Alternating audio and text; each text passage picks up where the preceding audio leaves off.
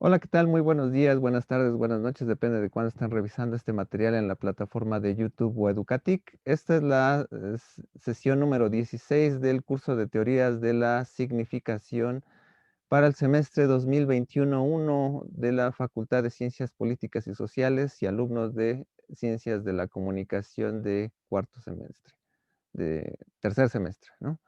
En esta ocasión, pues bueno, vamos a dar inicio a lo que sería la quinta unidad, que sería interpretación de la cultura. Y pues bueno, hemos recorrido ya algunos elementos importantes a lo largo de nuestras sesiones, ¿no? Ya estamos al 70%, ¿no? De nuestro curso. Entonces, entre actividades, foros, etcétera, dentro de la plataforma, pues bueno, hemos vislumbrado ya algunos temas importantes, ¿no? Como lo que sería, la diferencia entre hermenéutica y semiótica, o semióticas, o hermenéuticas, el planteamiento de las dos, las 2 escuelas, las 2 tradiciones de semiótica, ya las vimos, Peirce Morris dentro de la escuela pragmática, dentro de la escuela estructuralista, vimos algunos de los más importantes, a Roland Barthes, a James Lev, a Gray Mass, ¿no? Quedan algunos otros ahí que luego se acotarían, ¿no? Hasta en temas de postestructuralismo. Y en esta nueva unidad, entonces, vamos a dar de lleno a lo que sería la interpretación de la cultura, ¿no? Hoy quiero tocar el tema del formalismo ruso a lo que sería la semiósfera. Queda por ahí pendiente de igual manera lo dejaré en la plataforma, como un resumen de contenidos, ¿no? La parte de Humberto Eco, ¿no? Que es la dimensión de la teoría de los códigos y la producción de los signos, ¿no? Que es una acotación importante también de la cultura, ¿no? ¿Qué es lo que estamos viendo o lo que vamos a ver en esta unidad? Es una mezcla de las 2 tradiciones a una, aplicación o aterrizaje dentro del carácter humano. Entonces, muchas veces cuando analizamos, signos, habíamos visto desde la pragmática, pues bueno, se hacía mucho esta índole filosófica, trascendente, ¿no? De la mente, etcétera. Y a lo mejor quizá con Morris se traducía mucho en el sujeto, en la persona, ¿no? Veíamos que por otro lado estaba la visión del discurso dentro de lo que sería, el texto o la concepción, por ejemplo, en la hermenéutica o en el estructuralismo, el signo escrito, la cuestión discursiva, pero de algún modo hay estas tradiciones van a tener a lo mejor una especie de, enlazamiento, ¿no? Entonces, en esta nueva unidad, pues bueno, vamos a arrancar con este tema y, vamos a vislumbrar que, bueno, ya comenzarán a hacer los aterrizajes propios de lo que sería, el carácter humano, el carácter cultural, que a veces aquí muy de lleno, pues bueno, entra mucho la dimensión de la dimensión, social, etcétera, y que ya nos vamos alejando de lo que sería la semiótica pura, ¿no? Hacia lo que sería una semiótica aplicada, ¿no? Que bueno, eso es un poco ahí las reflexiones que hacía Humberto Eco también, ¿no? Eh, en su tratado de semiótica general, pero bueno, en esta parte, bueno, vamos a ir haciendo un puente un poco de lo que veíamos, anteriormente del formalismo, con la parte de estructuralista, y cómo lo vamos a dimensionar en la parte de, lo que sería el, la interpretación de la cultura. Bueno, entonces, sin más, pues vamos a arrancar esta sesión. Voy a compartir pantalla. Por cierto, les recuerdo que esta sesión está siendo videograbada y de alguna manera, si alguien tiene, inconveniencia de ceder su imagen dentro de la sesión, pues puede apagar su cámara, pero esto no resta la obligación de participar durante la sesión. Quizá ahorita no hubo tiempo de que diera de alta la plataforma, los contenidos, pero bueno, esta unidad nada más va a estar contenida en dos sesiones, que sería esta y la del el lunes 30.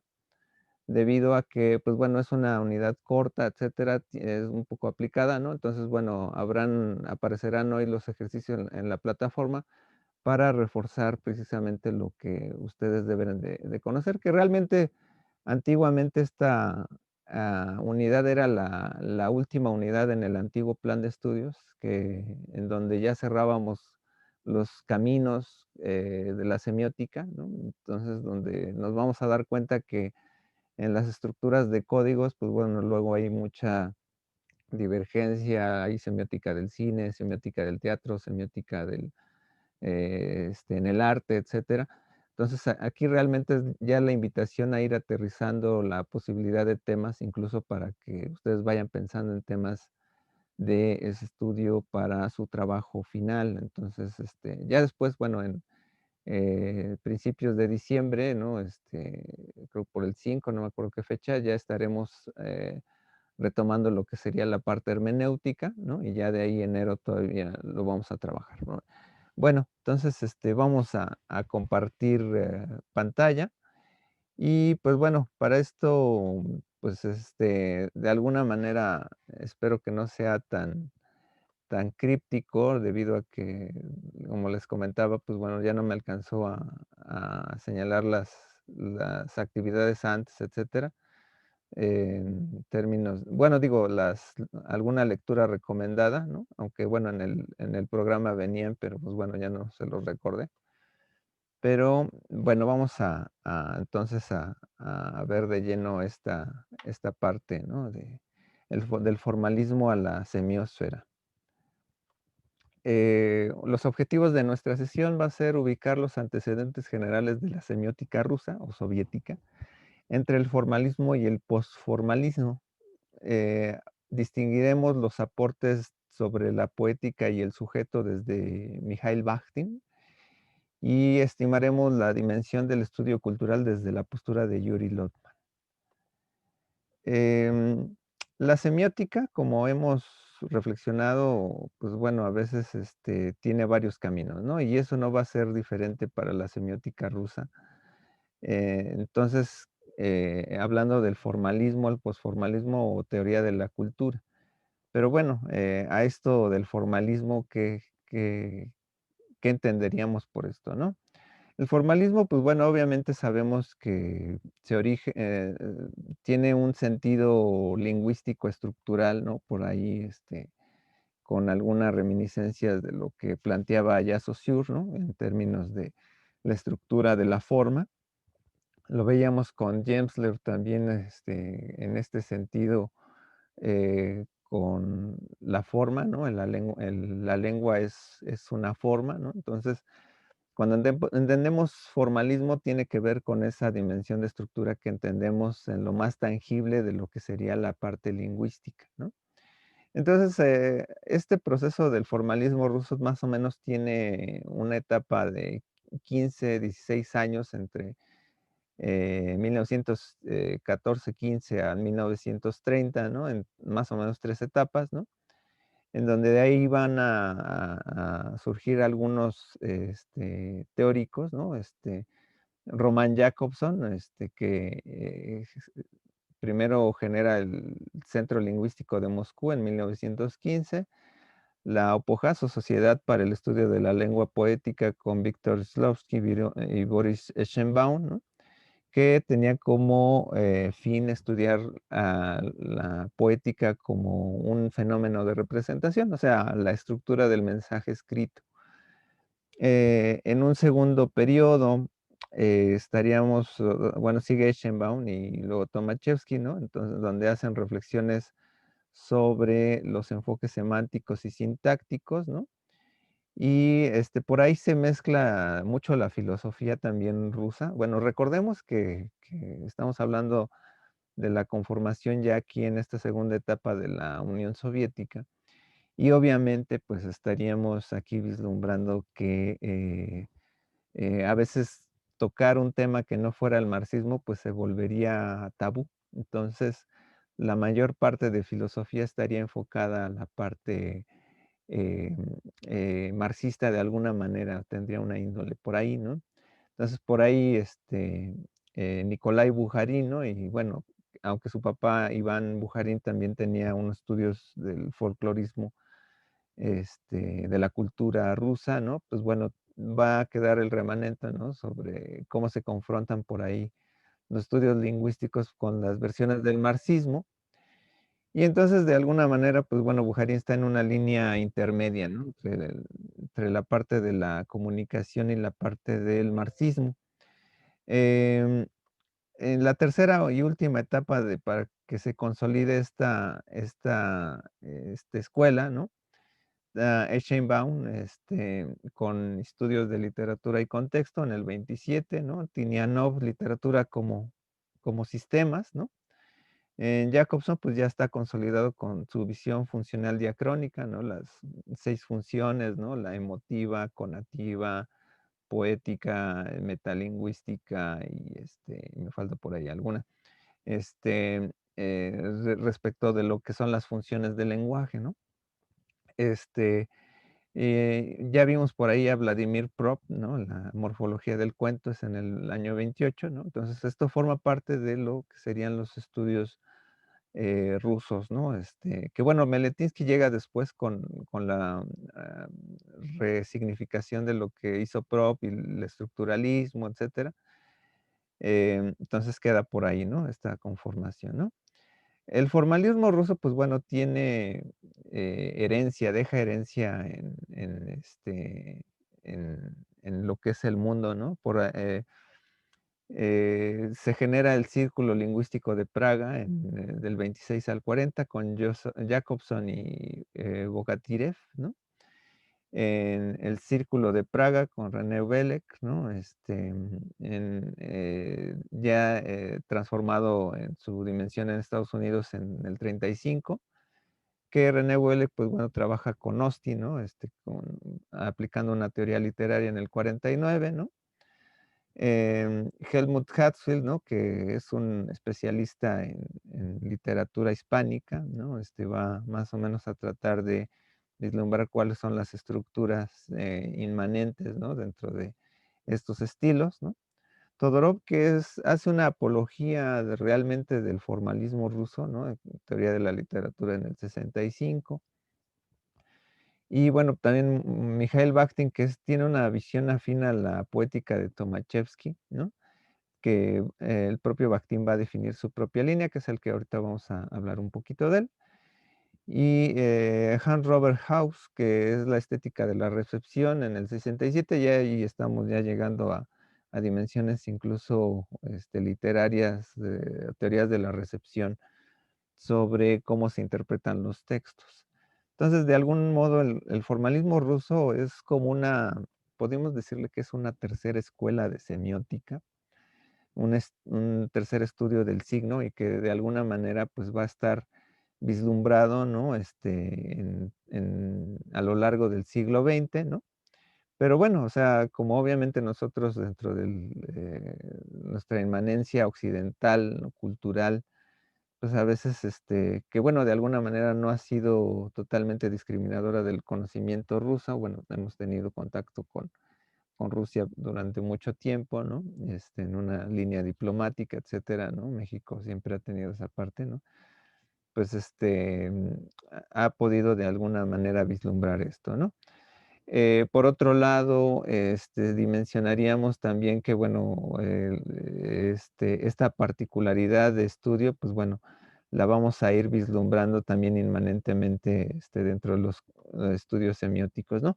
Vamos a hablar de Mikhail Bakhtin, ¿no? Este estudioso nació en el 1895, falleció en 1975. No estoy seguro si falleció en uno de los gulag. Recordemos en este periodo que después de que fallece Lenin, entra la época estalinista, ¿no? Y empieza como una cacería ahí de brujas en todo aquello que pudiera ser de alguna manera con tintes occidentales, ¿no? Entonces, a Mikhail Bakhtin, por tratar de recuperar algunos autores occidentales, pues se le tildó ahí de anticomunista, ¿no? Entonces, de alguna manera, estaríamos ahí vislumbrando este carácter, ¿no? Interesante sobre esta confrontación dentro del conocimiento hacia lo que sería, pues, la lucha de la libertad de expresión, en cierta manera, a través de la ciencia, ¿no? Mijaíl Bakhtin escribió varios textos, ¿no? Hay un texto muy bonito que se llama La cultura popular en la Edad Media y el Renacimiento, donde plantea ahí algunos elementos sobre la risa, sobre cómo en la época medieval, aunque tenemos la cultura medieval como muy rígida, muy seria, etcétera, cuando habla ahí del contexto de una pintura ahí de Rabelais, ¿no? Etcétera, comienza a dimensionar lo que podría ser una cultura, ¿no? Paulatina de la risa, ¿no? Por ejemplo, los saltimbanquis, ¿cómo se llama? Los arlequines, etcétera, pues parece que contrastan con la Edad Media, ¿no? Entonces hay un conocimiento institucional de la Edad Media, pero también hay una expresión popular, ¿no? Que se jacta de eso, ¿no? Hay otro texto que es fundamental, que es Los problemas de poética en Dostoyevski, que es un poco de cómo se dimensionan las voces del autor, cómo se dimensiona la literatura, cómo se dimensiona esta estructura en relación de lo que se dice y lo que se comprende del texto, ¿no? Hay otros textos como Teoría estética de la novela, ¿no? Y Estética de la creación verbal, ¿no? Donde precisamente habla de cómo se dimensiona el autor, cómo se hace una estética e historia literaria, a través de como un canon, por así decirlo, y cómo se genera una conciencia del autor. Aquí lo interesante es ver como que esta relación autor y lector se da en una especie de diálogo, pero lo interesante de aquí es que la dimensión de la creación literaria, la creación de un texto, hay un saber hacer, hay una tecné dentro de quién escribe un texto, ¿no? O sea, no digamos la gramática, ¿no? Porque, bueno, sabemos que, bueno, si quieres saber, quieres ser escritor, periodista, etcétera, pues mínimo debes de pulir tu ortografía, ¿no? No significa que seamos perfectos, ¿no? Pero sí tratar de escribir, pero más allá de eso, más allá de pasar el aspecto técnico, el hecho de conjuntar, así como lo veíamos con Vladimir Prop, ¿cuál es la conjunción literaria en términos de un cuento? ¿Qué es lo que mezcla, ¿no? Como las funciones, las acciones dentro de toda una estructura para que eso tenga sentido, ¿no? Entonces es un carácter científico, casi, casi, ¿no? Entonces aquí el círculo de Bakhtin, que fue el que lo condujo más o menos a hacer un círculo literario de estudiosos, ¿no? Del 20 al 30, ¿no? Ahí vienen algunos nombres, Isayevich, Medvedev, eh, Punjansky, Solertinsky, y el más conocido va a ser Voloshinov, que por ahí hay un texto de la crítica del signo ideológico. Ese texto abundaba ahí en la Facultad de Ciencias Políticas, había como treinta y tantas copias, ¿no? Donde ahí criticaba muy duramente a Ferdinand de Saussure, ¿no? De por qué dejó de lado la diacronía y le decía que era un objetivismo abstracto los conceptos de Saussure. Y obviamente, pues bueno, había una mezcla ahí entre lingüística y marxismo muy, muy, muy rara, pero tratando de determinar un poco lo que ya habíamos vislumbrado en la simbología de Roland Barthes, ¿no? Que cada vez que hablamos hay una voz, una superestructura por ahí, ¿no? Una mitología, o en este caso una ideología, ¿no? Los textos de Bakhtin, ¿no? Más o menos se comenzaron a vislumbrar, o se difundieron a partir después de los 70, de la segunda mitad del siglo XX. Dos de ellos, pues bueno, fueron Julia Kristeva, ¿no? Que comenzó a hablar de este trabajo, ¿no? Todorov, ¿no? Que hizo aquí una apología, ¿no? Aquí en México, pues bueno, aquí Tatiana Bubnova, la doctora ha sido una de las pocas traductoras, ¿no? De los textos de Bakhtin al español para siglo XXI. Y que, pues bueno, es una perspectiva de cualquier modo, pues, interesante, ¿no? En el sentido de ver una visión diferente, ¿no? También dentro de las dimensiones de análisis ruso. Entonces, algunos elementos de Bakhtin, ¿no? Que tiene una postura ante el estructuralismo, ¿no? Aquí, bueno, hay veces en que Voloshinov, entre su círculo de Bakhtin, se prestaban prestanombres precisamente para a Bakhtin ya lo tenían enfocado precisamente por hacer reflexiones sobre el sujeto, sobre cuestiones psicológicas. Imagínense, pues, hablar de cuestiones que parecieran como a Freud, ¿no? Dentro de la, Unión Soviética, pues, iba a ser como que, por ahí como hasta peligroso, ¿no? Entonces, en este sentido, pues, Voloshinov a veces prestaba ahí su nombre, ¿no? Entonces, ahí este texto de Voloshinov que les comentaba, pues bueno, había una crítica a Saussure, ¿no? Eh, tenía una postura ante el formalismo ruso, que vimos del 15 al 30, ¿no? Y pues bueno, dice, el arte literario debe ser comprendido desde el arte en general, o sea, no dentro de la propia dimensión exclusiva de que debes de ser de letras, ¿no? Para entenderlo, sino cualquier reflexión estética debe de poder acercarse a lo que sería la cuestión literaria, ¿no? Decía que la exclusividad lingüística de la estética sin tomar en cuenta su generalidad, o sea, los valores subjetivos del artista que conllevan en la existencia, la abstracción y concreción de la estética, lo arquitectónico, lo composicional. Entonces aquí, o sea, tiene una particularidad el discurso lingüístico en términos de lo que se contrapondría con las intenciones de un artista. O sea, pongamos los términos mundanos, ¿no? O sea, si tú estás escribiendo una poesía para alguien, ¿no? A veces con tu poco o mucho saber sobre la gramática, etcétera, pues hay una intención de expresión, ¿no? Hay como una especie de teleología, ¿no? Que eso va a generar una estética posible ante tu receptor, ¿no? Entonces, eh, aquí hay que diferenciar, ¿no? Que pues muchas veces los especialistas en poesía, los que estudiaban letras, ¿no? Pues no necesariamente tienen que, bueno, ¿qué es lo que deberían estudiar, no? Si lenguaje, ¿no? O leer otros poetas, ¿no? O cómo encontrar su voz, ¿no? Entonces ahí hay una confusión entre lo que es la estética material con una historiografía de los procedimientos técnicos, ¿no? Eh, conceptos importantes, ¿no? Para entender a Bakhtin, ¿no? La poética es lo que nosotros habíamos visto como el contenido, ¿no? Es un componente cognoscitivo ético, una habilidad estética y polifónica. Y polifónica es que cuando estamos leyendo un texto hay muchas voces por ahí, ¿no? Hay una dimensión material y forma, o sea, esto se refleja mucho en lo que veíamos de la sustancia de la expresión, ¿no? Pero también la sustancia, digo, la forma de la expresión y la forma del contenido, ¿no?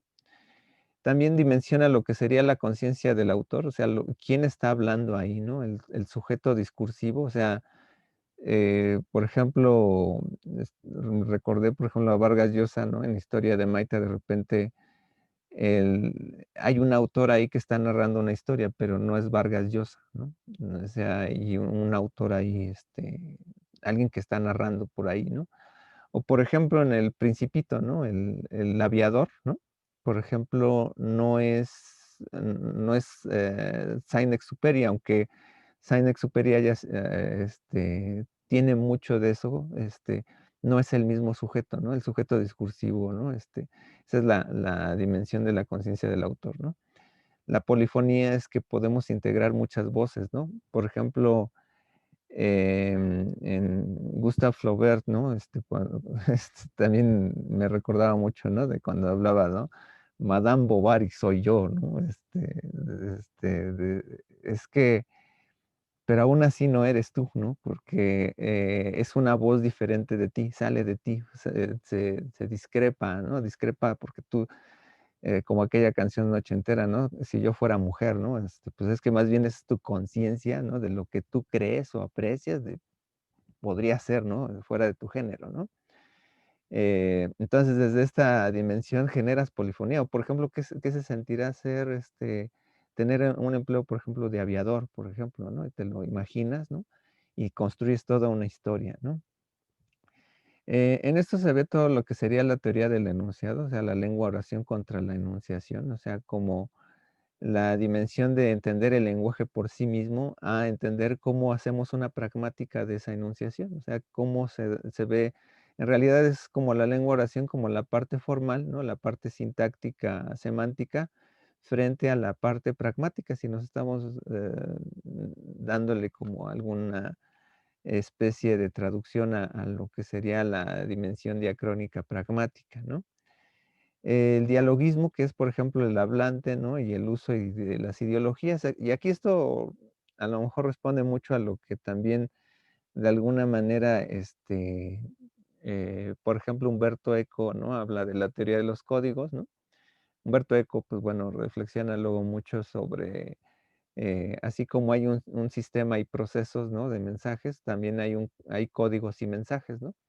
Entonces, cuando, por ejemplo, entendemos el valor metalingüístico de algo, es que si yo comienzo a hablar, ¿no? Por ejemplo, de literatura o de películas, ¿no? O, por ejemplo, comienzo a hablar, ¿no? De algún tema en específico sobre cómics o sobre videojuegos, ¿no? Por ejemplo, no tengo que decir estoy hablando de un videojuego, ¿no? Hay veces en que si yo estoy hablando de Mario Bros. O de Zelda, ¿no? Ustedes apelan a que estoy hablando de videojuegos, ¿no? Entonces ahí hay un uso ideológico de los signos, ¿no? Incluso cuando yo digo es que eres violento por los Nintendos, ¿no? Incluso ya puedes entender qué ideología tiene el que está hablando, ¿no? Entonces, a decir, no, mira, qué interesante música la de Davis que compone Donkey Kong Country, ¿no? Que es música relajante, etcétera, ¿no? Entonces, digo, ahí estaríamos hablando también que hay un uso particular. Si no sabes quién es ese señor, pues bueno, no sabes quién es Donkey Kong, dices, pues, ¿de qué diablos está hablando, no? Entonces, hay un dialogismo precisamente en este término de cómo usamos la lengua y cómo hablamos, ¿no? La comunicación discursiva, ¿no? Cómo aplicamos aquí el uso social del contenido, o sea, cómo a lo mejor cuando hablamos, ¿no? Desde la parte del idiolecto, finalmente el idiolecto viene a ser parte también de una comunidad, ¿no? O sea, hay una dimensión entre, pero también aplicándolo a la parte literaria, ¿no? Hay estilos, ¿no? Entonces ahí incluso no escribe de la misma manera Vargas Llosa que de la misma manera que escribía Juan Rulfo o que la manera que escribía el Gabo, ¿no? Entonces de alguna manera había un estilo, ¿no? Entonces ahí, pero más o menos entre todos ellos, ¿no? Podemos saberlo cuando se hacen categorías, ¿no? Grandes, ¿no? Como por ejemplo, como los estilos, ¿no? De decir el realismo mágico, ¿no? O lo real maravilloso, ¿no? Pues agrupan en una cosmovisión de alguna manera todos estilos, ¿no? O sea, y entonces ahí, esto es mucho pensar más como la creación, ¿no? La creación de los contenidos, porque aquí viene a hablar un poco Bakhtin de lo que son los géneros del discurso, ¿no? Los géneros primarios y los secundarios. Entonces aquí nos reflexiona mucho sobre, por ejemplo, ahorita estoy hablando de alguna manera, ¿no? Y yo tengo un estilo en particular, tengo mis muletillas, tengo mis modismos, ¿no? Repito a lo mejor algunas oraciones, etcétera. Pero a lo mejor yo no voy a escribir de la misma manera en que yo hablo, ¿no? Cada uno de nosotros habla diferente. Y aún así, cuando escribimos también establecemos ya un estilo. Entonces, ¿qué quiere decir esto? O sea, cuando yo estoy hablando de alguna manera, ¿no? Eh, eh, se identifica más o menos cuál es el perfil de la persona, ¿no? Sin embargo, ese perfil de la persona, cuando tú estás creando un personaje en la literatura, muchas veces no eres tú, o sea, tienes que dejar de ser tú. Entonces ahí viene lo que sería el género secundario, ¿no? Por ejemplo, digo, em, dices, una frase tan sencilla: "Hola, ¿qué tal? ¿Cómo estás?". Este, y entonces a lo mejor estás escribiendo la historia de unos chavos banda, ¿no? De los 80, ¿no? O no sé, o un aspecto Tex-Mex, ¿no? Etcétera. Entonces, unos cholos, ¿no? Por ejemplo, ¿no? Dices: "¿Qué pasó, mi raza?", ¿no? Etcétera, ¿no? Entonces, eso ya lo puedes escribir, ¿no? Dice mucho, bueno, me decían mis profesores de guión, ¿no? Cuando era estudiante, que, por ejemplo, cuando se nota mucho cuando no te falta, ¿cómo te dices? Te falta salir al mundo, ¿no? Para conocer cómo habla la gente, ¿no? Estás tratando de escribir una historia, ¿no? Sobre personas de cierto nivel o cierto estereotipo, y hay veces en que los pones a hablar como tú, ¿no? Y eso también me reflexionaba mucho cuando yo hacía etnografía, ¿no? Que muchas veces cuando haces teoría, etnográfica, ¿no? Pues debes de escribir como las personas hablan, ¿no? Con sus muletillas, etcétera, ¿no? Sin embargo, ¿qué es lo que pasa cuando vemos literatura, no? Que no siempre bueno, a lo mejor, por ejemplo, Juan Rulfo sí tenía un estilo, ¿no? Muy definido, pero decía Juan Rulfo, yo dejé de escribir historias porque las personas que yo escuchaba desaparecieron, ¿no? O sea, si tú lees, por ejemplo, las historias de Juan Rulfo, ¿no? Del Llano en Llamas, ¿no? Y si las lees en el contexto de provincia, ¿no? Pues más o menos vas a entender que las personas así hablaban, ¿no? Mezclaban, ¿no? Tenían una versión muy acumulativa de ideas en un párrafo, ¿no? Y hablan como si todo fuera mágico, ¿no? Etcétera, ¿no? Es una manera muy particular, ¿no? Pero no estás escribiendo directamente dentro de lo que directamente te dijeron, sino se vuelve un género secundario, ¿no? Plantearlo en la escritura formal. Entonces, cuando, por ejemplo, los historiadores que luego hacen apología de personajes literarios, ¿no? O más bien, personajes históricos que los vuelven literatura, pues no, los ponen a hablar como si fueran actores, ¿no? Entonces, de alguna manera, cuando vemos no sé, alguna historia, por ejemplo, La Corona, ¿no? Que está ahorita la serie, ¿no? Pues de alguna manera es una novelización, ¿no? Y habla de una manera diferente el personaje a la reina, ¿no? A la reina real, ¿no? Entonces su género primario, ¿no? Pues es como nosotros hablamos y el género secundario es cómo se plantea dentro de la novela, ¿no? Y el rol activo del otro ahí comenzó a hablar de la alteridad, Bakhtin, en términos de lo que sería, cómo es el discurso de la otredad o cómo nosotros hacemos una relación con la reflexión dentro de la dinámica, este, que se da dentro de cómo estamos interpretando, ¿no? Activamente los roles que estamos planteando dentro del texto, ¿no? Eh, Aquí, se plantea, ¿no? Dice aquí, Mikhail Bakhtin, ¿no? En Estética de la creación verbal, ¿no? Dice: "En la vida yo participo en lo cotidiano, en las costumbres, en la nación, el Estado, la humanidad, el mundo de Dios. Es ahí donde yo vivo valorativamente en el otro y para otros, donde estoy revestido valorativamente de la carne del otro". Nosotros, cuando vivimos la vida, de alguna manera, no decidimos qué personaje ser. O sea, lo tomamos y ya, ¿no? Tenemos que tomar un personaje y ya, dentro de nuestra vida cotidiana. O sea, hay muchos roles, ¿no? O sea, por ejemplo, eres hijo, eres estudiante, eres trabajador, qué sé yo, ¿no? Y tú tomas ese rol. en la medida que generas una práctica con ello. Y entonces, como de manera literaria, nosotros somos como personajes así de los Sims, ¿no? En donde de alguna manera tenemos ciertos límites, tenemos cierta posibilidad de movernos y tenemos cierta dimensión de hacer cosas en el mundo, ¿no? Entonces, de alguna manera esto planteaba mucho el rol del sujeto, ¿no? Como si fuera un aspecto funcional, un aspecto pragmático.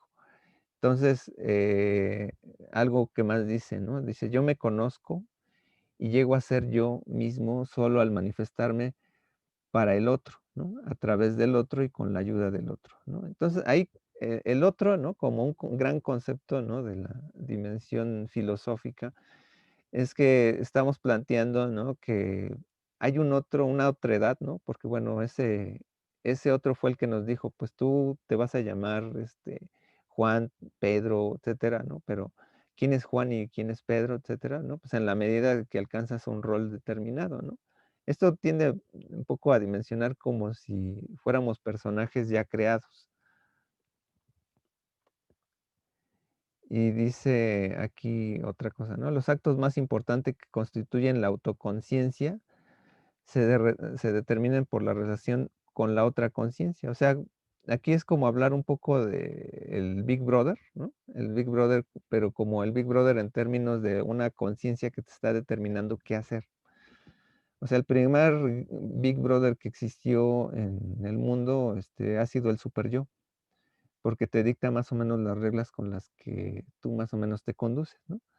Dice Tatiana Bubnova, percibimos este mundo mediante una óptica triple generada por mis actos, ¿no? Llevados a cabo en presencia del otro. El yo para mí, o sea, lo que me constituye para mí, el yo para el otro, el que me puso el nombre, y el otro para mí, ¿no? Para mi existencia. El mí es como el myself, ¿no? O el self, ¿no? Que luego por ahí en el neopragmatismo Rorty hablaba, ¿no? Entonces, estamos conectados, ¿no? Entre estas dimensiones, ¿no? Entre mi actividad yoica reflexiva, ¿no? Entre mi actividad yoica, entre quién, por ejemplo, soy para los demás, ¿no? Y quién, y las personas, qué significan para mí. En algún momento, no sé si aquí en esta clase les señalaba, ¿no? Yo, por ejemplo, puedo determinarme, no, pues yo soy un caballero Jedi, ¿no?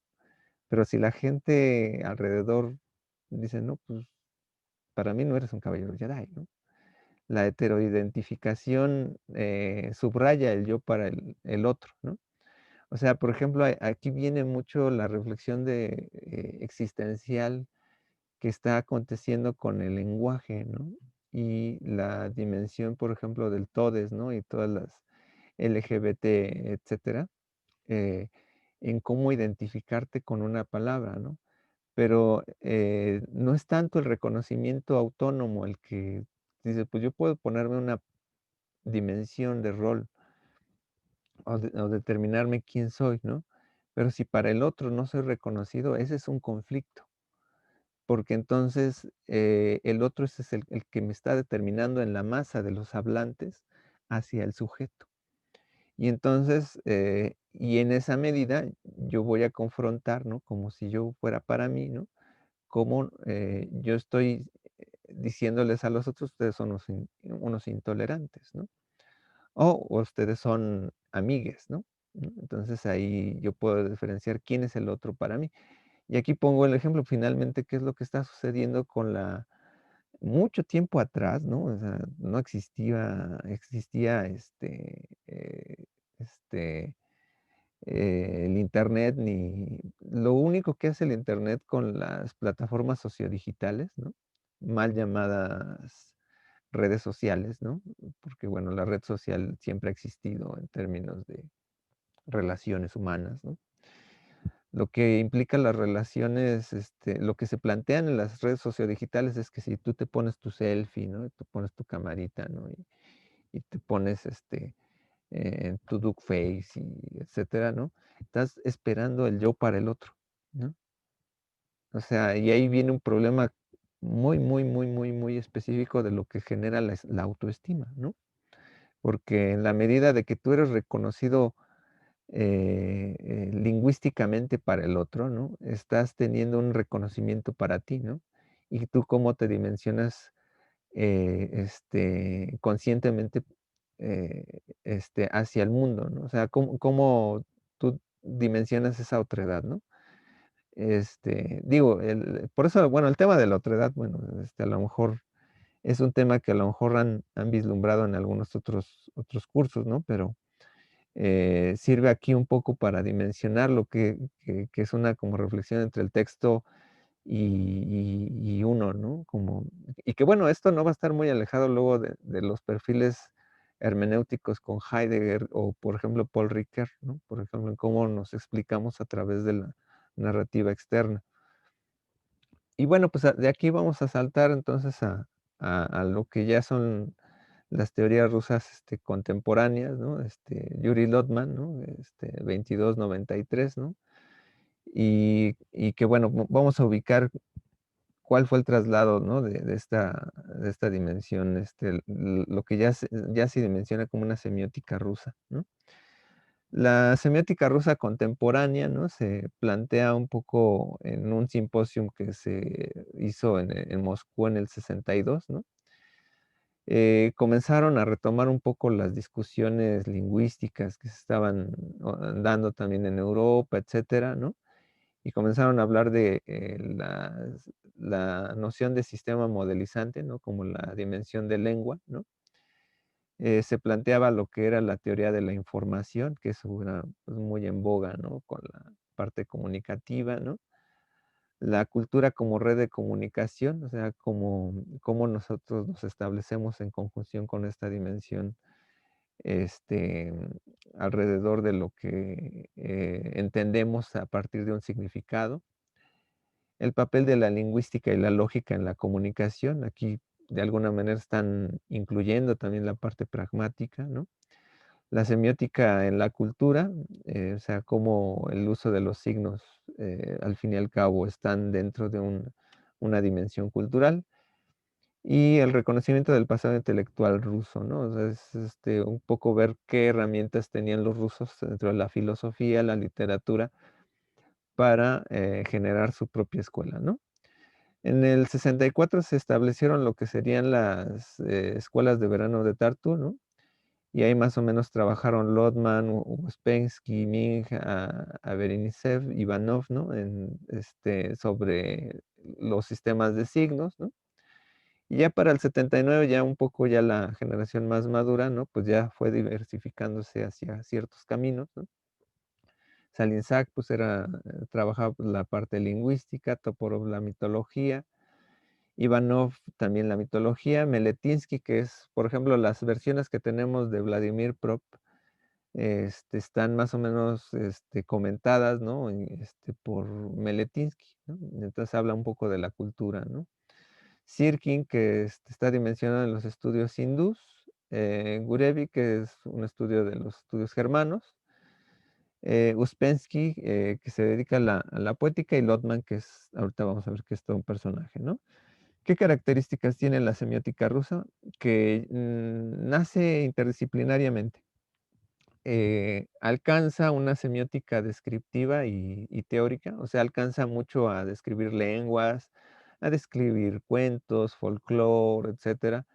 Y muchos de estos se dimensionan en artículos cortos, o sea, en papers, ¿no? Por lo regular, ¿no? Entonces, ha sido como muy dispar eso, entonces es importante vislumbrar que ha sido poco a poco, pero ha sido una de las escuelas más fortalecidas y que aún al día de hoy, ¿no?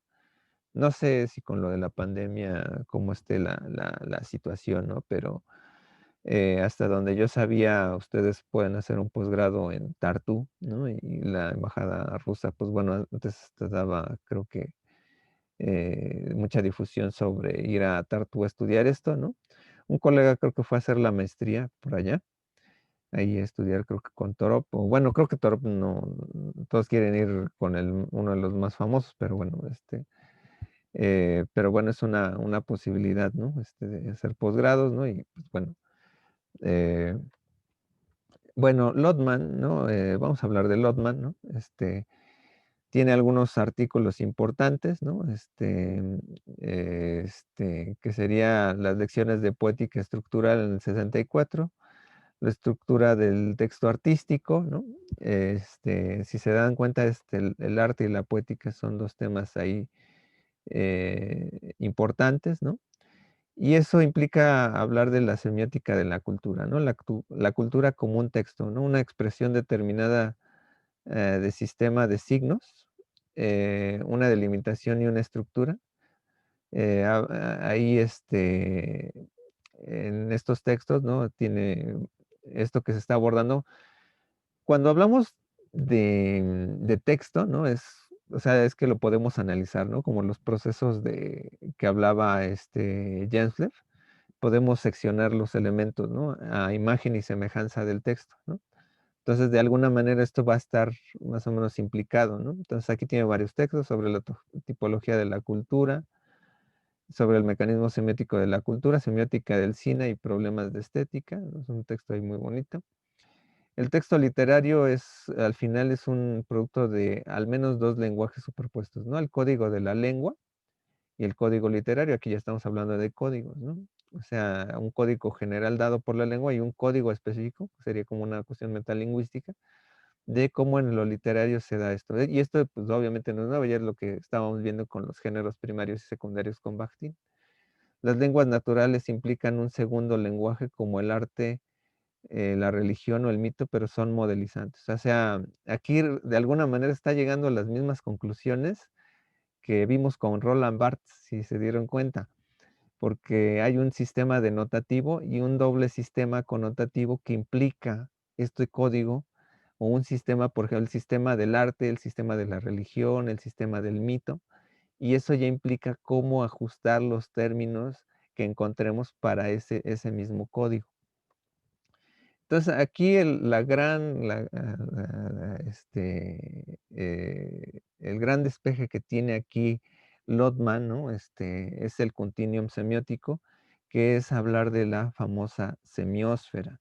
La semiósfera es una especie de elemento, ¿no? Donde de alguna manera dimensionamos cómo hay una especie de núcleo alrededor de un círculo, ¿no? O de un elemento determinado, ¿no? Donde hay un concepto, una idea, una práctica sobre cualquier concepto y uso, ¿no? De un signo, y alrededor pues se extienden irregularidades, ¿no? Que son las fronteras semióticas, ¿no? Entonces, por ejemplo, aquí yo estoy tomando la dimensión eh, de lo que sería la frontera semiótica de, de la tortilla, ¿no? La tortilla de maíz, ¿no? Por ejemplo, ¿no? De alguna manera, ¿no? Tiene fronteras, por ejemplo, con la comida Tex-Mex, ¿no? Por ejemplo, ¿no? Con las tortillas de maíz, ¿no? Pero también tiene una colindancia, por ejemplo, con las tlayudas, ¿no? Pero ya la tlayuda ya es otro sistema, ¿no? ¿No? Entonces dice, de hecho, por ahí en un blog alguna vez vi muy raramente, ¿no? Que la ayuda preparada, l- los extranjeros la podían ver como una pizza, ¿no? O sea, en el sistema pizza, ¿no? Pues la tlayuda podría ser una pizza, ¿no? Pero para nosotros una pizza podría ser una tlayuda, de trigo, ¿no? O sea, ahí es donde vamos viendo como la dimensión sistémica a partir de un centro y un núcleo, ¿no? Y por ejemplo, con los burritos, ¿no? El que es trigo, ¿no? Pues se dimensiona toda esta parte, ¿no? El trigo, ¿no? Pero los tacos se hacen de manera diferente, ¿no? Aquí tenemos unos tacos al pastor. Me fui con los famosos kebabs, por ejemplo, árabes, ¿no? Que también son una especie de tortillas, ¿no? Pero funcionan de otra manera. O sea, funcionan en delimitación de un contexto diferente, ¿no? Entonces, un poco la actividad que vamos a realizar esta semana, ¿no? En el foro, es que más o menos así como tenemos esta semiósfera, por ejemplo, de la tortilla, más o menos ustedes comiencen a hacer un diagrama sobre cualquier tema, ¿no? Puede ser una ropa, ¿no? o por ejemplo, un estilo, por ejemplo, puede ser otro alimento si quieren, ¿no? Puede ser, por ejemplo, cómo se cocina el pollo en México, en otro lugar, ¿no? Etcétera. Pues hay semiósferas distintas, ¿no? Entonces, ahí, este término de semiósfera, pues lo toma de Bernatsky, que es la dimensión de atmósfera, ¿no? O sea, porque nosotros estamos como alrededor de un conjunto de elementos que nos permiten sobrevivir en el mundo, ¿no? Entonces, aquí es muy, muy, muy importante dimensionar cómo de alguna manera hay muchas semiosferas culturales, ¿no? Y entonces hay alrededor de cada círculo hay una relación de signos, ¿no? Y a lo mejor pueden ser redes sistémicas, ¿no? O sea, pueden estar ahí enlazadas unas con otros, ¿no? Hay tortillas pequeñas, tortillas grandes, ¿no? Por ejemplo, pero no salimos de ese concepto, ¿no? De ahí viene, por ejemplo, se puede hacer la semiósfera de la quesadilla, ¿no? Por ejemplo, ¿no? La quesadilla, versus, el molote poblano, ¿no? Por ejemplo, eso sería interesante, ¿no? Y es así como podemos vislumbrar cómo, por ejemplo, se dimensiona esto, ¿no? Digo, esto, a lo mejor yo ya no lo ataqué en mi tesis de maestría, ¿no? Que la semiósfera del amaranto, pero pues bueno, ahorita, como he estado descandando un poco el tema, ¿no? No hice algún esquema de semiósferas del amaranto, ¿no? Que yo trabajé el amaranto en el tema de maestría, pero sí hay, por ejemplo, diferencias, ¿no? Culturales también con el amaranto, ¿no? El amaranto con chocolate, el amaranto con miel, el amaranto con miel de maguey, etcétera, ¿no? Son semiósferas distintas, ¿no? Entonces, esto nos implica una dimensión de diferencias, ¿no? Pero también, si se dan cuenta, aquí también estamos como, podemos mezclar el reconocimiento del otro, ¿no? Como lo que decía de la pizza, ¿no? El reconocimiento de la heteroidentificación, ¿no? Como la dimensión heteroidentificable, ¿no? Por ejemplo, de la pizza mexicana, ¿no? O sea, la tlayuda, eso significa el reconocimiento el yo para el otro, ¿no? O sea, o por ejemplo, ahora que están luego los problemas de los gabanes, ¿no? Que los utilizan los diseñadores, ha sido muy, muy polémico eso porque realmente están tocando elementos de otra semiósfera, ¿no? Para agruparlos dentro del el sistema moda, ¿no? Entonces, es interesante, ¿no? Porque entonces aquí vemos los géneros primarios y secundarios también, ¿no? Cómo lo estás viendo tú y cómo lo ve un sistema connotativo diferente, ¿no? Un código específico, ¿no? Y por último, pues bueno, llegamos a lo que sería Peter Torop, ¿no? Que es otro de los grandes semióticos rusos, ¿no? Que él se especifica la semiótica de la traducción o la traducción intersemiótica, que de algún modo la intersemiótica, traducción intersemiótica, pues ya se hablaba con Gerard Genet y Julia Kristeva, ¿no? Pero, por ejemplo, aquí, ¿qué es lo que es la intertextualidad y la extratextualidad, no? La intertextualidad, pues son elementos que estás dimensionando, ¿no? Dentro de un texto y que refieren a otro, ¿no? Por ejemplo, ¿no? Por ejemplo, si una película está basada en un cómic o en un libro, pues hay elementos intertextuales, ¿no? Si hay elementos extratextuales, ¿no? Pues es, por ejemplo, cómo va hacia adelante, ¿no? Entonces, digo, hay dimensiones muy específicas de la intertextualidad luego, ¿no? Que es un paratexto, un hipertexto, un hipotexto, etcétera, ¿no? Que son términos específicos de Gerard Genet.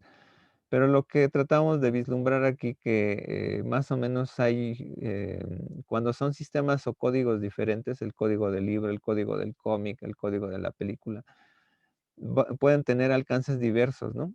Por ejemplo, la película de Blade Runner con la historia de si ¿cómo se llama? Si los androides soñaran con ovejas eléctricas, de alguna manera, pues bueno, es una dimensión diferente, ¿no? Pero complementaria, ¿no? La película y el texto cumplen funciones en esencia, ¿no? Lo que es ¿cómo se le dice?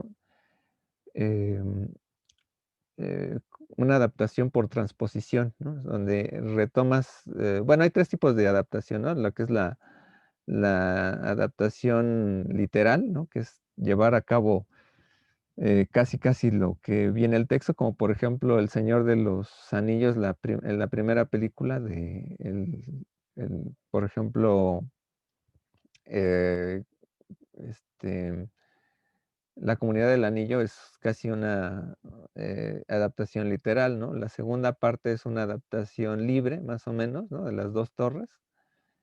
Y, y a lo mejor la última parte es una, adaptación por transposición, ¿no? Que más o menos recoge un poco la esencia del autor, ¿no? Es libre, tiene cosas como literales, pero, se adapta, ¿no? Entonces, en esta parte, es interesante ver cómo, por ejemplo, hay estos elementos, ¿no? Y, por ejemplo, en la intertextualidad, pues, la música, ¿no? La música es importante en esto. Por ejemplo, Daft Punk tiene muchos elementos intertextuales, ¿no? Su música de lupeo, ¿no? Pero además, añade elementos extratextuales, ¿no? Porque de alguna manera, establece, una posibilidad, ¿no? De generar música, pero además añadirle elementos nuevos, ¿no? Por ejemplo, bueno, la música electrónica más o menos, por ejemplo, así lo hace, ¿no? No es lo mismo hacer simplemente un DJ, ¿no? Que hace música con el disco, a que ser DJ y además meterle beats y música, ¿no? Por ejemplo, otro grupo que hacía eso era Goldfish, ¿no? No sé si todavía por ahí exista, ¿no? Que hacía música también de sampleo. Pero ellos meten saxofón y meten, pianos, ¿no? Entonces, así como que, bueno, hay todo un rollo también ahí hablando de música, ¿no? Por ejemplo, que viene desde los setentas, ¿no? Entonces, por ejemplo, Meco Monardo Giorgio Moroder, ¿no? Pues obviamente son pilares ahí importantes, ¿no? Del sampleo, ¿no? Tenemos por ahí creo que una participación, no sé si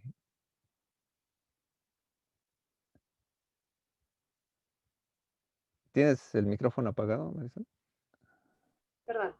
Sí. En mensajes no, solamente puso su nombre. Y de manita ninguno. Ah, ya, perdón, es que me pareció ver ahí algo, ¿no? Entonces, por ejemplo, esta música, o por ejemplo, la canción esta de Gotti, que ya tiene un rato, ¿no? De I Used, I Used to Know, o algo así como, no me acuerdo cómo se llamaba, ¿no? Pues es un sampleo de una canción antigua, ¿no? Black Eyed Peas, por ejemplo, pues usa sampleos, ¿no? Entonces, es muy interesante, pero todo esto viene desde los setentas, donde pues toda la música disco, ¿no? Comenzaba a samplear, ¿no? Decía, por ahí les recordaba Imeco Monardo o Giorgio Moroder, ¿no? Pues eran de estos músicos, ¿no? Que hacían samples, música, o por ejemplo, escuchar la Quinta Sinfonía de Beethoven en versión disco, ¿no? O sea, o por ejemplo, Moog Índigo, ¿no? La famosa melodía de Elefante Nunca Olvida, ¿no? Que la conocen mayormente ustedes por la canción del Chavo del Ocho, ¿no? Pues era un sampleo de la Ronda Turca en las ruinas de Atenas, ¿no? De Beethoven, ¿no? Entonces, y luego, pues, por ejemplo, el rock progresivo, ¿no? También tenía una parte importante ahí, ¿no? De hecho, es rock de estudio, ¿no? Escuchar a Pink Floyd es escucharlo la mezcla, ¿no? Inclusive la Rapsodia Bohemia, ¿no? De Queen, pues bueno, es solamente música que se podía haber escuchado en estudio, ¿no? No en vivo, ¿no? Entonces, las operíticas, la ópera rock, etcétera, ¿no? Ya cuando vienen los 80, pues se comienza a discrepar un poco lo que es la parte electrónica, ¿no? La música electrónica, luego la tecnoindustrial, los 90 ya se diversifica, pero todos estos estamos hablando de elementos intertextuales, ¿no? Entonces ahí hay veces en que encontrar esos códigos, ¿no? En el sujeto es interesante, ¿no? En esa triple mímesis, que quien a veces le dice: "Ah, es que esa es, I understood that reference", ¿no? Entendí esa referencia, ¿no? Esos son los elementos importantes de la intertextualidad, ¿no? Entonces, bueno, aquí reflexiones generales sobre la escuela rusa semiótica, ¿no? Que tiene una dimensión formal, poética y escrita, ¿no? El formalismo, no olvidar, ¿no? La influencia del círculo de Moscú y Opojas, el círculo de Bakhtin, ¿no? Dice, si bien la confrontación ya se había dado con Bakhtin, se reflexiona desde el sujeto y la mente, ¿no? Lotman, Torop y la cultura, si bien hay preponderancia sobre lo escrito, se dimensiona mucho sobre la modelización de la lengua, sobre el mundo cultural.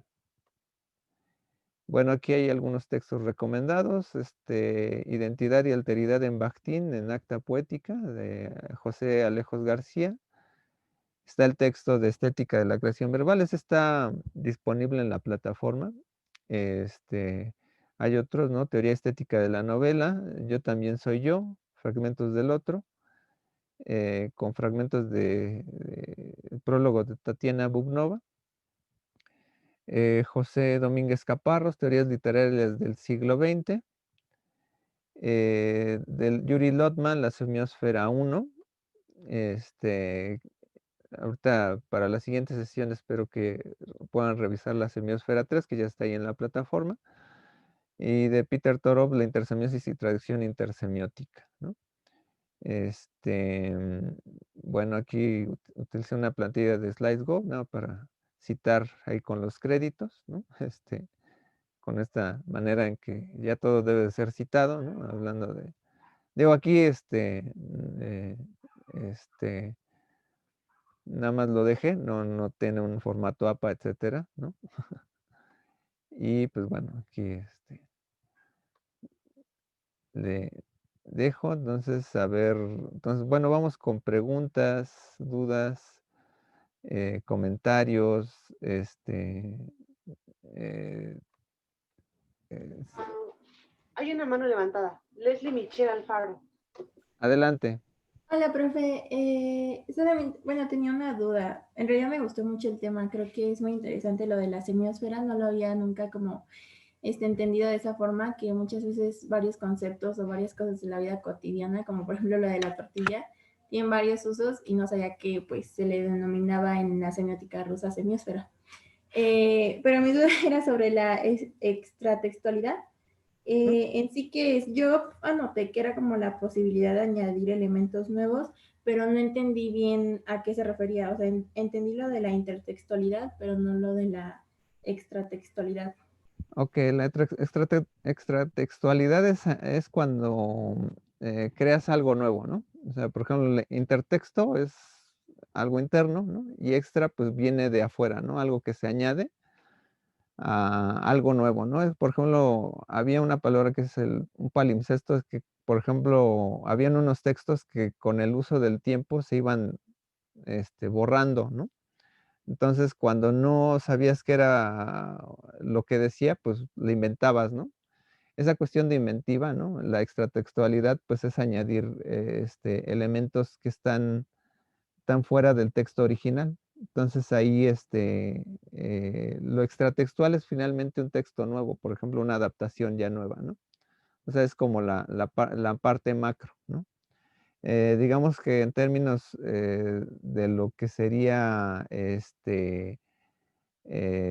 hipertexto y el hipotexto. El hipertexto es algo que te refiere que está algo antes y el hipotexto es lo que ya está creado, ¿no? Como una frase nueva, ¿no? Entonces, la extratextualidad, ¿Un ejemplo de eso podría ser la de Maléfica?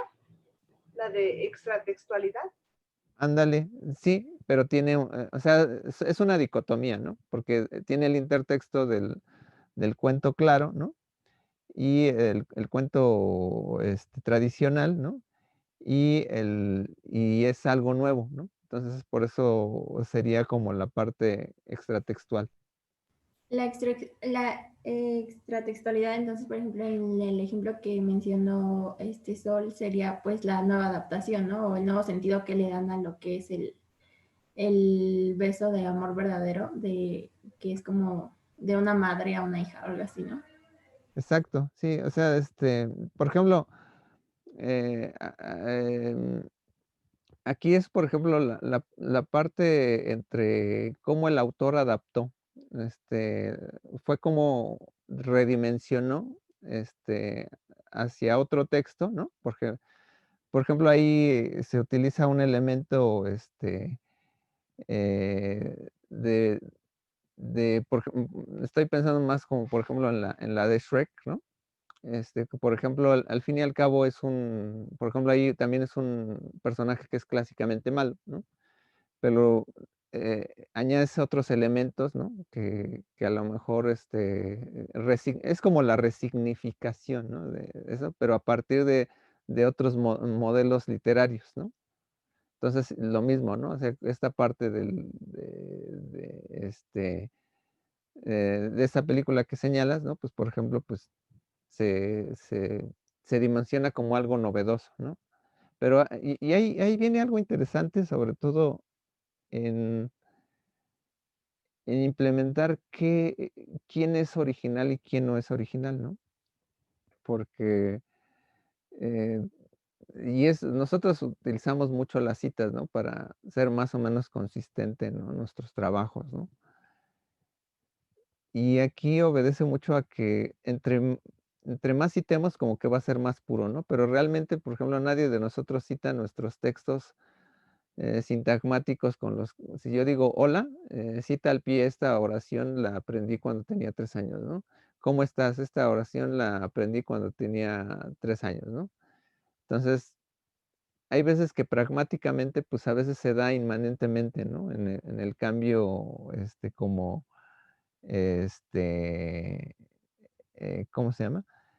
Eh, pragmático, ¿no? En la enunciación, ¿no? Directamente.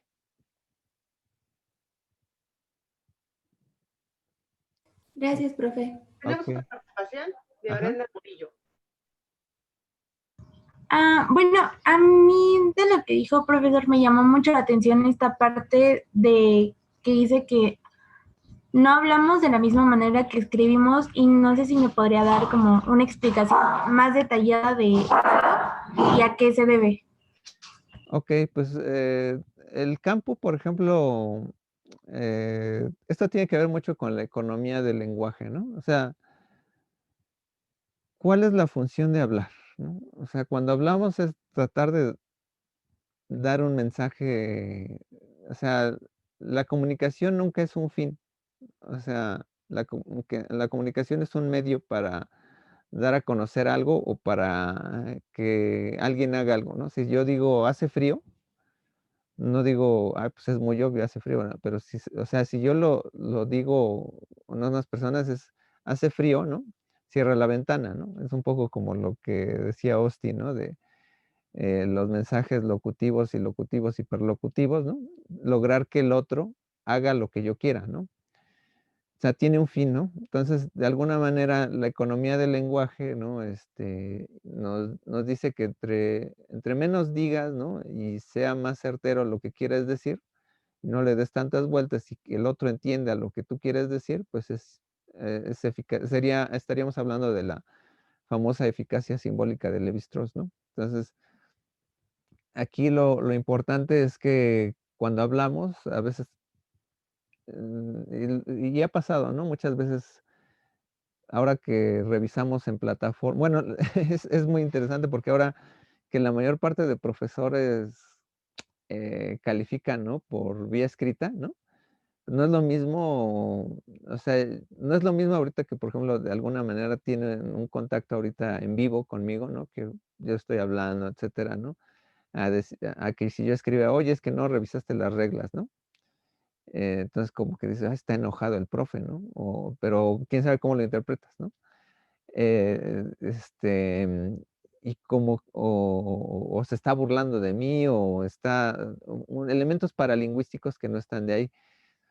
Sin embargo, lo que señalaríamos aquí, ¿no? Es que la enunciación, ¿no?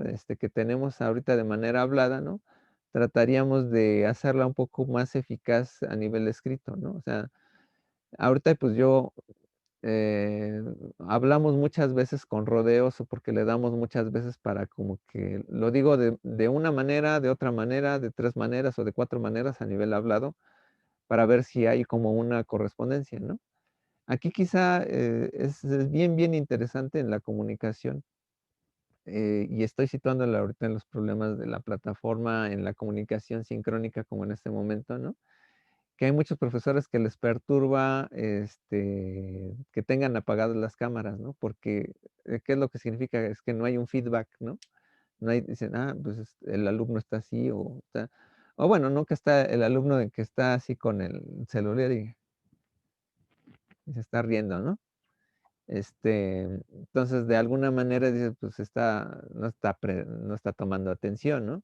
Entonces ahí hay una inmediatez, ¿no? En la comunicación a nivel verbal, ¿no? Que a lo mejor nosotros a nivel escrito, pues dices, yo ya lo dejé, ¿no? Si le quiere dar 20,000 vueltas a lo escrito, pues ahí está, ¿no? Es como digo, ya dejé mi temario, ¿no?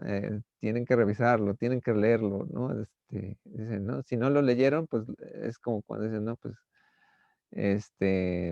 lo único que hacen cuando luego dicen, es que eh, no entiendo las instrucciones, pues escribes las instrucciones de otra manera, ¿no?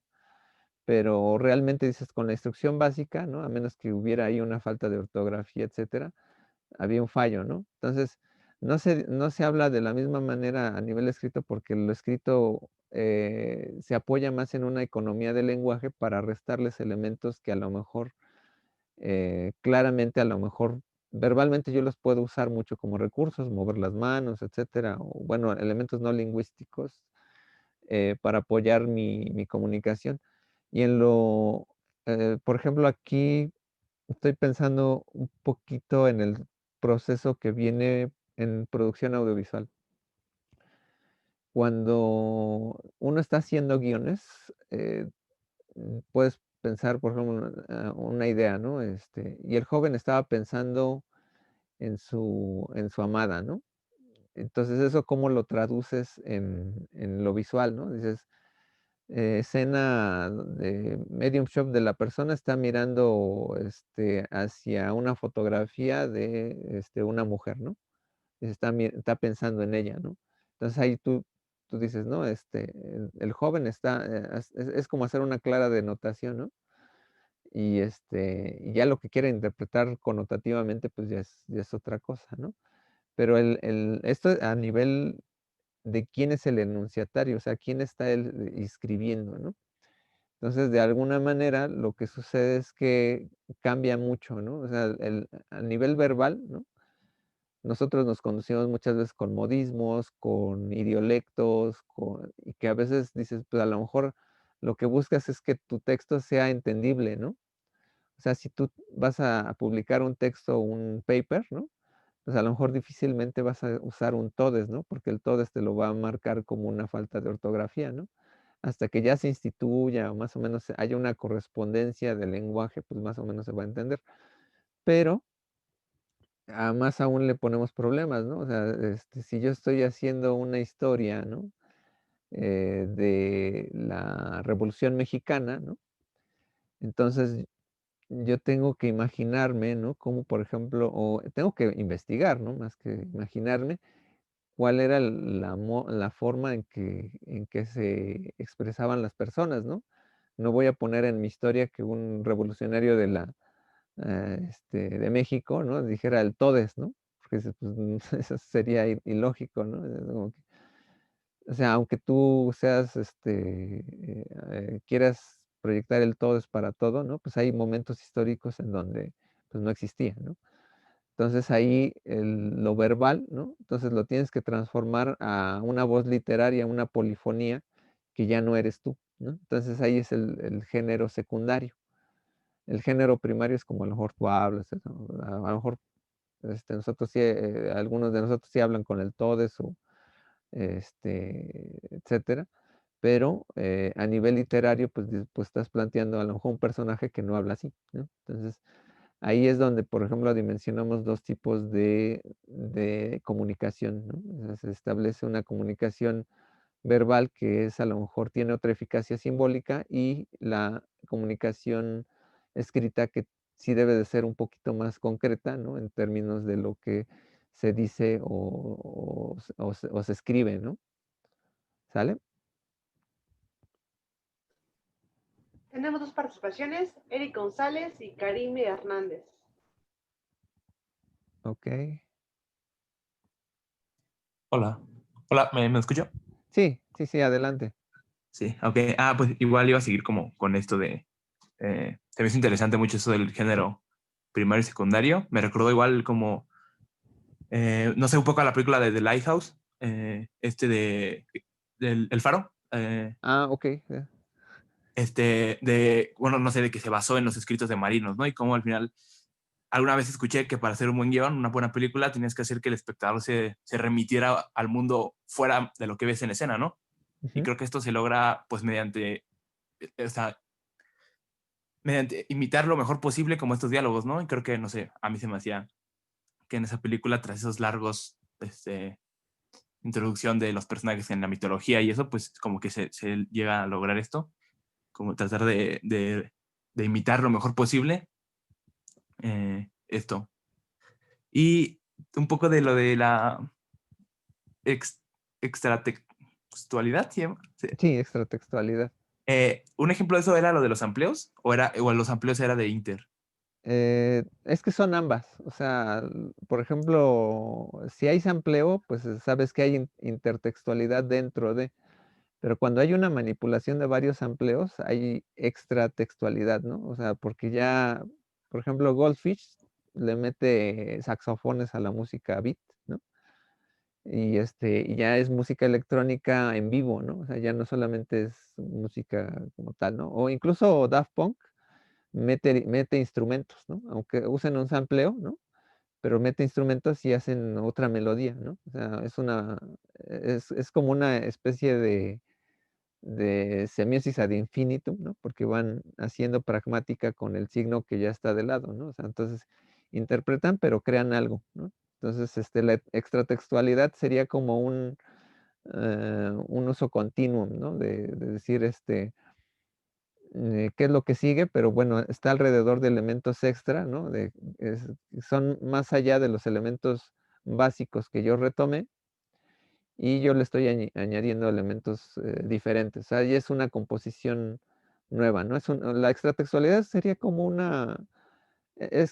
hablamos del autor hacia su relación con diversos autores, ¿no? Y la intertextualidad es del mensaje,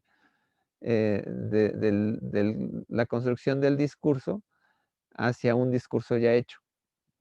Entonces, creas, ¿no? O sea, la extratextualidad es crear, le metes otro elemento o le metes varios elementos que a lo mejor no solamente son uno, pero es una dicotomía. Ok, gracias. Ok, y bueno, interesante la película, ¿eh? Una película de...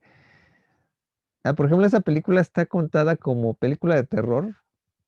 Este, mm, y véanla, ¿no? Yo creo que va a pasar mucho tiempo en que yo la vuelva a ver porque es demasiadamente perturbante, ¿no? Pero todo el lenguaje esto de los marinos, ¿no? Que mencionabas, pues es una parte, ¿no? Etcétera, ¿no? De cómo se vislumbran, ¿no? Esos son los lenguajes primarios, ¿no? Y el lenguaje secundario es como, por ejemplo, ahí hasta donde tú ves, por ejemplo, un guión de cine no tiene faltas de ortografía. O si las tiene, pues son incidentales, ¿no? Pero los actores hablan muy bien, ¿no? Porque lo interesante es que se dé a entender lo que dicen. Cuando, por ejemplo, pues yo a veces si tartamudeo, pues no es la misma manera que yo escriba con mis tartamudeos, ¿no? Por ejemplo, o mis faltas, muletillas, ¿no? Porque ahí en lo escrito además tienes un tiempo como para pensar, reflexionar y pues le quitas toda la paja, ¿no? Las muletillas, ¿no? En esta parte, por ejemplo, los marinos, ¿no? Pues hay muchos códigos, por ejemplo, códigos internos, ¿no? Por ejemplo, el código de las sirenas, el código de las gaviotas, ¿no? Vean la película, digo, es una película por ahí interesante, ¿no? Pero bueno, es un buen ejemplo. ¿Alguien más? ¿Alguien más? Sí, Eh, Karim. A ver. bueno, es una duda respecto a lo de semiósfera. No lo entendí como del todo bien. No sé si se refiere, por ejemplo, a que se enfoquen en un objeto y verlo como en diferentes contextos, o que respecto a ese objeto sea como todo lo relacionado con él. Haz de cuenta que armamos una red puede ser un objeto, pero sobre todo, más que el objeto, es el signo, ¿no? O sea, un signo determinado está en convivencia alrededor de ciertos elementos, ¿no? Pues, por ejemplo, em, los artesanos, por ejemplo, un artesano, por ejemplo, puede trabajar con palma, ¿no? Hacer sombreros, ¿no? O con hippie japa, bueno, ¿cómo se llama? La fibra esta que se usa en Yucatán para hacer sombreros, ¿no? Pero de repente llega alguien que comienza a querer vender sombrero chino de plástico, ¿no? Bueno, bueno, de lana, pero planchada, ¿no? Va a utilizar a lo mejor las formas de la semiósfera original, ¿no? Para tratar de vender sus sombreros, los cortes, ¿no? Y a lo mejor, pero ya el material cambió, entonces ahí como que hay una derivación, ¿no? Hay una transformación. Pero si te vas a otro lugar donde ya nada más se hace puro sombrero, de tela planchada, ¿no? Y con pegamento, dices, pues bueno, aquí ya, tratan de imitar, por ejemplo, la palma o el elemento, pero pues dices, ya es otro material, ¿no? Entonces, van a haber elementos que, por ejemplo, eh, si una semiósfera muy grande, por ejemplo, puede ser el sombrero, pero por ejemplo, por ejemplo, una gorra, ¿no? Una gorra no tiene toda el ala, ¿no? Nada más tiene ala hacia adelante. Entonces, ahí ya cambia la semiósfera porque dices, pues ya hay el signo tiene otro significante y otro significado. No es lo mismo usar una gorra, usar un sombrero tiene otra dimensión. O no es lo mismo, por ejemplo, usar una pajarita, un moño armable, ¿no? Que un moño de gancho, ¿no? O sea, implica en todo, en los códigos de vestimenta implica, por ejemplo, todo una dimensión, ¿no? Dice, pues, pues se puso el moño ahí de ganchillo, pues es como improvisado, ¿no? Le pueden decir es hipster, ¿no? O no sé, ¿no? Pero a lo mejor dices, no, pues usa una pajarita armable, es vintage, ¿no? ¿No? Bueno, ahí luego el uso de los términos puede ser variado, ¿no? Porque puede decir, no, uno es hipster, otro es vintage, etcétera, ¿no? Pero lo importante es que más o menos vamos determinando alrededor de un signo, y cuando hablamos de un signo es que implica un objeto, ¿no? Un objeto mental finalmente, ¿no? Al dimensionarlo. Entonces, donde hay una red de elementos donde pues a lo mejor hay un término de frontera donde pues ya va variando algo, ¿no? Y va variando. Y hay veces en que los términos de frontera pueden generar núcleos. Por ejemplo, el Spanglish, ¿no? El, en el caso, por ejemplo, del habla del español, pues tiene una semiósfera del español, ¿no? En el inglés, pues está la semiósfera del inglés, ¿no? Pero en el Spanglish, ¿no? Del Tex-Mex, ¿no? Pues ya se hizo como un núcleo, ¿no? Donde dices, pues ahí solamente se habla de esa manera, ¿no? Entonces es la manera en que más o menos cuál va a ser el uso de esos signos alrededor de una cultura, alrededor de una sociedad. O sea, si eso tiene funcionamiento, pues por ejemplo, yo puedo inventar una pizza sin queso, ¿no? Bueno, creo que por ahí ya creo que hay pizzas sin queso por ahí, creo que con frijoles y creo que hay un local, creo que se llama Muerte a la Pizza, donde hace combinaciones diferentes de pizzas, ¿no? Entonces, pero bueno, ya las tortugas ninja hacía, creo que pizzas con caramelos, ¿no? O algo así, ¿no? Creo que hacían ahí, pero eh, dices, ya cambia tanto que a lo mejor genera un culto particular, ¿no? Por ejemplo, si lo planteamos en términos de lenguaje, por ejemplo, el todes ya es una semiósfera diferente, ¿no? O sea, ya es un término que de frontera ya tiene una repercusión de hablantes. Véanlo así, o sea, una semiósfera tiene sus hablantes, sus usuarios, y entre más te alejes del centro, ¿no? Pues va a haber un término de frontera, ¿no? Entonces ahí van a haber híbridos, ¿no? Etcétera. Por ejemplo, en España, eh, no es lo mismo cómo hablan los vascos, como los de Galicia, como los de Madrid, o sea, son varios españoles, ¿no? O sea, como que los idiolectos también tienen esas particularidades, ¿no? Por ejemplo, aquí en Yucatán, yo a veces necesito subtítulos para entender un yucateco, ¿no? O sea, porque hablan demasiado rápido, como que no le capto, ¿no? Entonces dices, y están hablando español, ¿no? Entonces también es un acento diferente, el acento puede ser un idiolecto o en una semiosfera distinta. Entonces hay que verlo como un círculo y alrededor del círculo, pues bueno, es lo que está alrededor de algo, ¿no? O sea, de un signo. ¿Sale?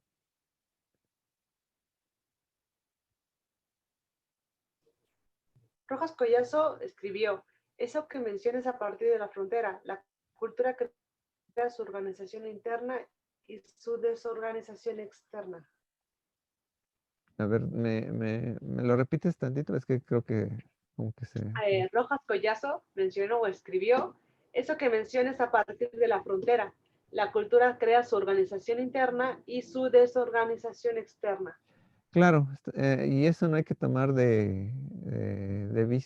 hay que olvidar que eh, hay una autorregulación del sistema, ¿no? O sea, llega un elemento nuevo y a veces el sistema determina, lo acepta o lo rechaza, ¿no? Entonces, cuando viene un elemento nuevo, pues a veces se adopta, ¿no? Por ejemplo, estoy pensando en cómo, por ejemplo, se dio la aceptación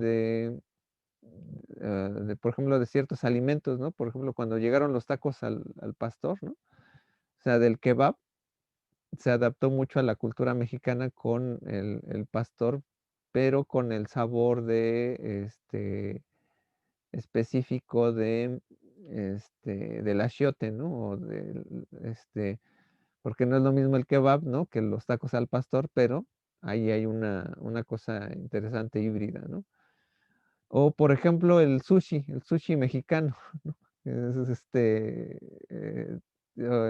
si a ustedes les gusta comer sushi con queso Filadelfia y no sé qué más, ¿no? Dices, pues de eso no se come en Japón. Y puede ser que en Japón, por ejemplo, pues a lo mejor pueda un lugar que a lo mejor ya lo comience a usar, ¿no? O por ejemplo, meterle chile a los alimentos, ¿no? Por ejemplo, cuando llegan, por ejemplo, las hamburguesas, ¿no? Aquí como la cultura, bueno, aquí estaba Burger Boy y luego McDonald's. Entonces, pues de repente como que se introduce, ¿no? Va a tener una reacción pertinente el sistema, ¿no? Cuando llegó el McDonald's, le pasó lo mismo que cuando llegaron estos lugares de café, ¿cómo se llaman? Donde venden café de Starbucks, ¿no? De repente toda la gente se iba así como bien vestida, etcétera, ¿no? Como si voy al Starbucks, ¿no? Yo conocí un Starbucks una vez que fui a Canadá y pues, era en un lugar de camioneros, ¿no? Pues, muy X el lugar, ¿no? Y aquí cuando vino la introducción de los Starbucks, ¿no? Pues como que dices, eh, ¿cuál es la perspectiva de la otredad, ¿no? Donde dices, bueno, viene un extranjero, entonces es de categoría, ¿no? Y ahora pues ya ves un Starbucks en cada esquina, ¿no? Entonces ya como que ya bajó ese nivel, así como que dice, ay, pues es medio esnovista, ¿no? ¿No? Cuando aquí teníamos nuestras cafeterías, ¿no? Del centro, etcétera. pero se dimensionan, por ejemplo, ahí, cuáles son el tipo de personas que van ahí, qué concepto. Eso les puede servir mucho para dimensionar, por ejemplo, en mercadotecnia, eh, cuáles, desde un punto central, funcional, los elementos que concatenan un signo, ¿no? O sea, si yo estoy vendiendo jabón, ¿con qué se asocia, no? Y ahí, por ejemplo, puede haber una red semántica, limpio, pureza, ¿no? Ahorita es salud, ¿no? Por ejemplo, con el COVID, ¿no? O sea, todos tenemos a la mano ya un desinfectante de manos o un jaboncito, ¿no? Entonces ya es, como que dices, tiene una idea, por ejemplo, de la semiosfera de la salud, ¿no? O sea, como que el jabón ya ha retomado su papel dentro del lugar de la salud, por ejemplo, ¿no? Muy bien, muy bien. ¿Alguien más? ¿Alguien? Alvarado escribió la estandarización o la estandarización del uso de la piña dulce en la comida salada, aunque muchos aún se resisten. Ah, por ejemplo, sí, no, pues de hecho hay, creo que hasta pizza, creo que con plátano, por ahí, ¿no? Entonces ese sabor, los sabores agridulces también es otra cosa bien interesante, ¿no? Cuando, por ejemplo, la comida china es agridulce, ¿no? Entonces, pasó como un rato para que se estableciera muy bien aquí en México, ¿no? Y pues ya hay varios comercios que se aceptan, ¿no? Tienen mucha verdura, etcétera, ¿no? Pero el sabor se ha aceptado, ¿no? El sushi aquí tardó un poco de tiempo para que se estableciera, ¿no? También. Este, y por ejemplo, el wasabi, ¿no? Que por ejemplo es el picante de la nariz, ¿no? Este, les digo, como que nosotros acostumbrados a picante más bien de la lengua, ¿no? Como que, este, como que fue muy rara la adaptación, ¿no? Entonces por eso luego vienen con chilitos toreados, luego la salsa de soya, etcétera, ¿no? Pero es interesante, ¿no? Ver, por ejemplo, lo que pasa con lo de la pizza, ¿no? Pues son la pizza hawaiana, pues a muchos no les gusta, ¿no? Pero está dentro o sea, al menos ya está establecido, tiene una correspondencia a cierto tipo de semiósfera, o sea, tiene un gusto particular. Por ejemplo, eso me recuerda a una clase de entorno organizacional, donde justamente la empresa tenía que, una transnacional, por ejemplo, adaptarse al ambiente del país donde quería llegar. Y un ejemplo era Starbucks, ¿no? Donde quería llegar era a China, ¿no? Y justamente para poder mezclarse o estar dentro de, pues ser una buena marca o poder establecerse en ese país, tuvo que especialmente cambiar su menú no son de café, ¿no? Sino que agregar tés con los ciertas hierbas o, ay, perdón, o cositas de los que llevan sus tés de allá en China. Entonces había un gran despliegue de menú en el cual dicen, de acuerdo a la hierba que más consumían, porque hicieron todo su análisis, ¿no? Así como también la parte visual, sus establecimientos tenían la forma, no sé qué forma tiene, por ejemplo, muy típica o tradicional, para que se pudiera mezclar con el ambiente o mezclarse justamente con el entorno donde iba a estar y la gente pudiera aceptarlo. Incluso fue tan buena su adaptación que en un año o 2 años se volvió de las principales franquicias de café allá en China.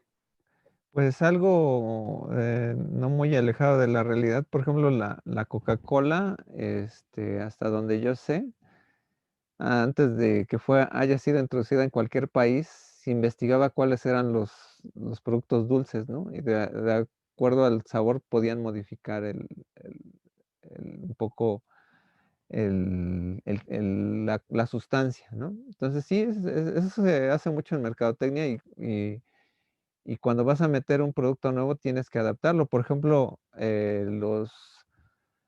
Bimbo cuando quiso introducir las medias noches a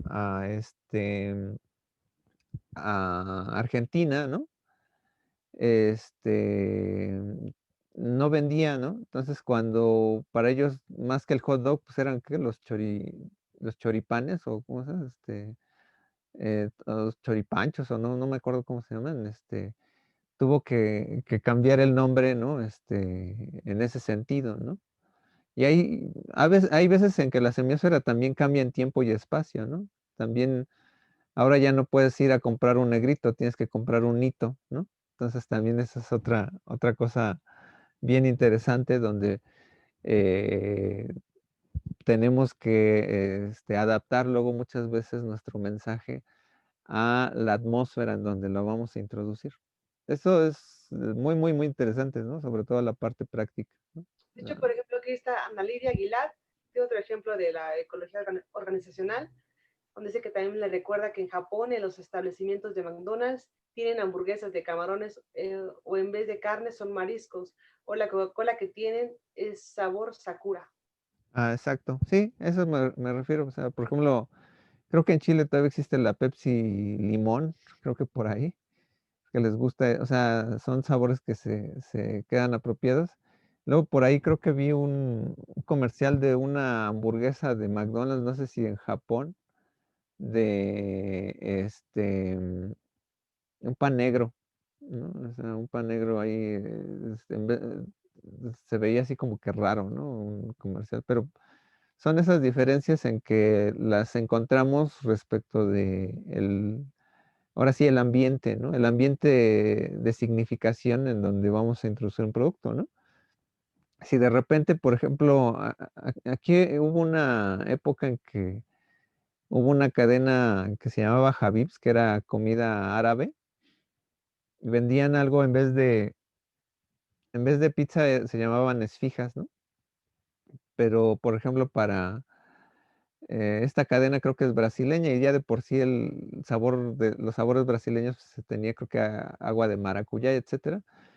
Pero finalmente quebró, o sea, creo que no pegó tanto aquí en México. Digo, a mí me gustaba mucho esa comida, además era económica, pero pues bueno, creo que bueno, no dejan de existir sitios donde vas a comer comida árabe, pero eh, de alguna manera, hay veces en que pegan o no pegan, ¿no? Creo que en Perú, creo que McDonald's no logró establecerse, ¿no?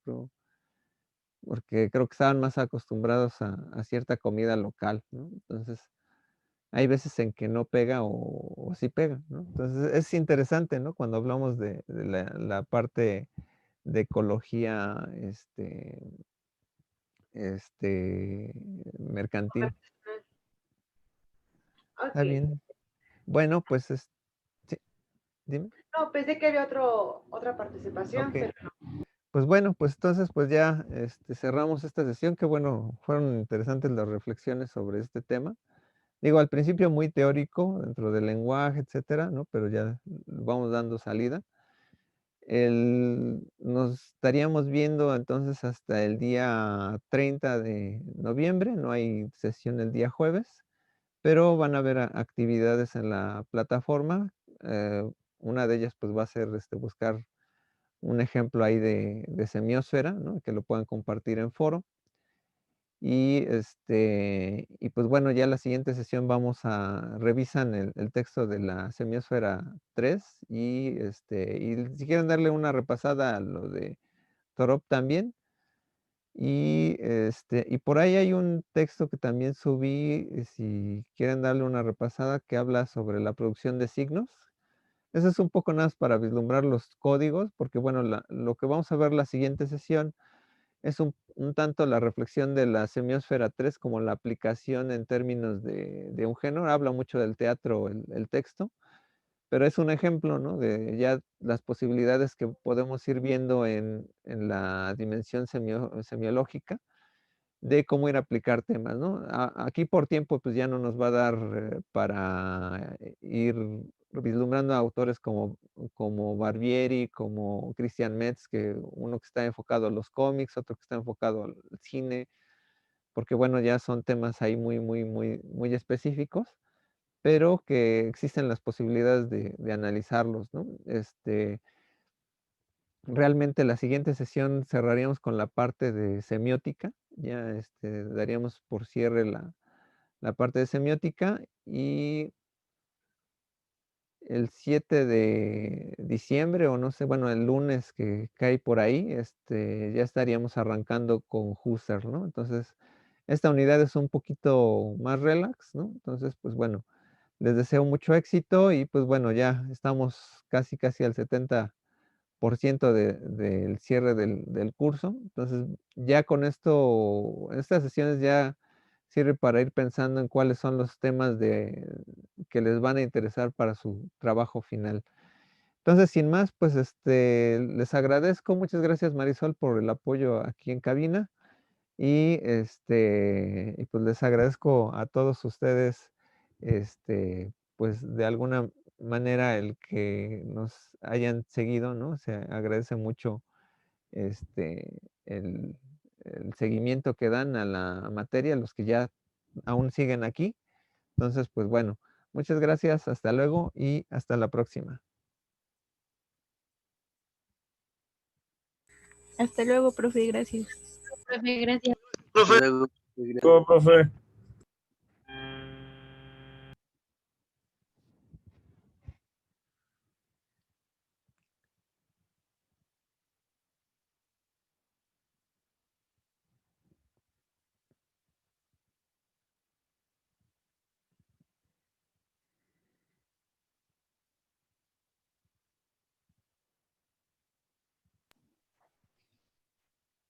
Bueno, creo que todo salió